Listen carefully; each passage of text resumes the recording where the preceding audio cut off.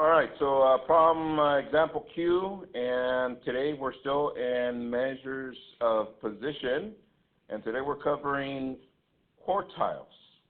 Now, quartiles, as I mentioned earlier, we already covered this from the beginning of the school year. So, tell your neighbor what you need to do with this data in order for us to find the quartiles.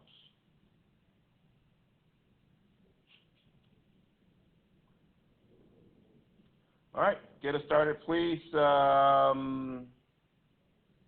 Vince. Order. So we do 2, 3, 5, 6, 8, 10, 12, 15, 18, and 20. Okay. Pass someone, Vince?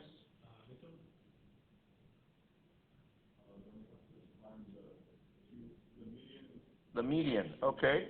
So we go to the middle of the data. So we have 10 numbers here, so the middle should be, or we split it in 5 and 5, so 5 this way, 5 that way. So the middle is right here. There's no number there. Tell your neighbor what to do.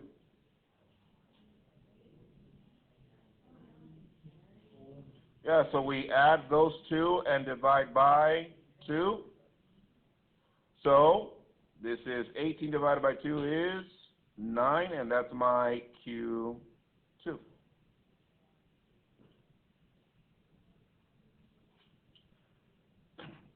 Pass someone.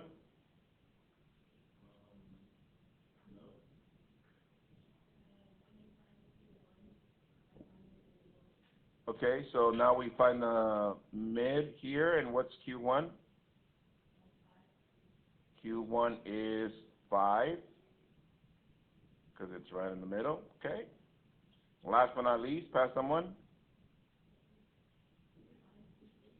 Q3, which is? Q3, which is 15. All right, now that we have all three, this is what I want you to do. I want you to draw a straight line right above these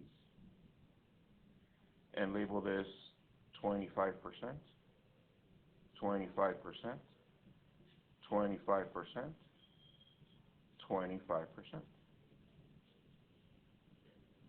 That's what quartiles do in regards to data. They split it into 100%, but by quartiles, which makes it 25%. So, tell your neighbor, where is 12 found? Where's 12 found?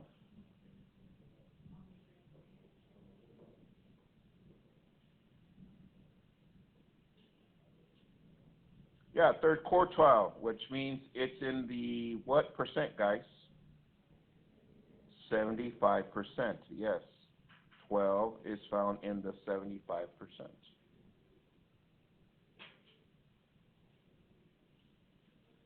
From 1 to 5, how comfortable do you feel with these? Yeah, we got these, right? You're like, come on, Q. Yeah, we covered this before. All right? So with that said, send me your work, please.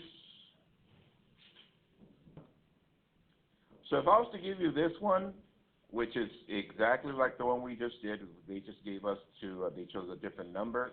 Do we know what to do? Yes? All right, then let's move on to the next one. Example, mega Q. Once again, don't copy the whole thing.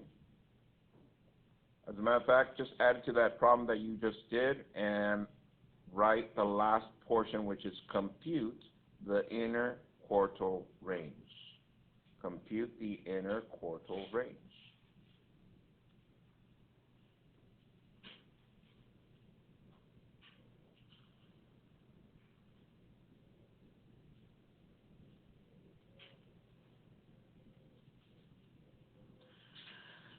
All right. So, Cheney, can you give me the Qs? What's Q1?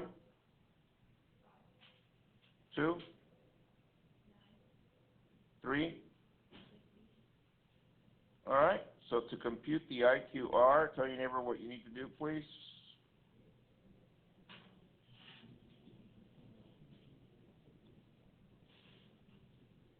Yeah, Q3 minus Q1, so that means the IQR is 15 minus 5, which is 10. Like I said, we've done this before. I just gave you the practice before we got to this lesson. So, from 1 to 5, how comfortable are you there? Okay, we got this. So, I'm going to go ahead and stop the video right there, and basically that's everything that I wanted to cover for today, because I wanted to do a full review of all the measures. You guys know me, right? Let's think back to times when you were with me. Let's see. Systems of equations. I remember I started systems of equations. I showed you one way, then another way, then another way. Then came a day that I said, here's a system and you need to solve it what? Oh, yes. Write this down. Example, Michael Jordan Q.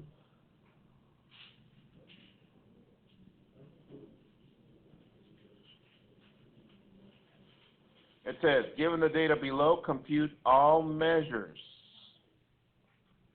All right. So let's see. What would be the first set of measures? Who went last? Mel? Pass someone? Oh, Cheney. Pass someone.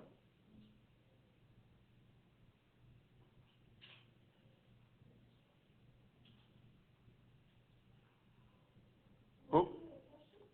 Give me one. What is one set of measures?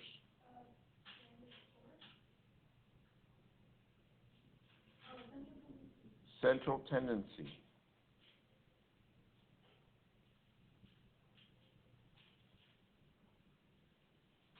All right. Pass someone.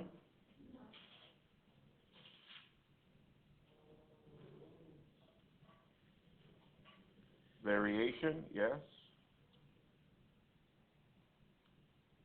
And last but not least, pass someone.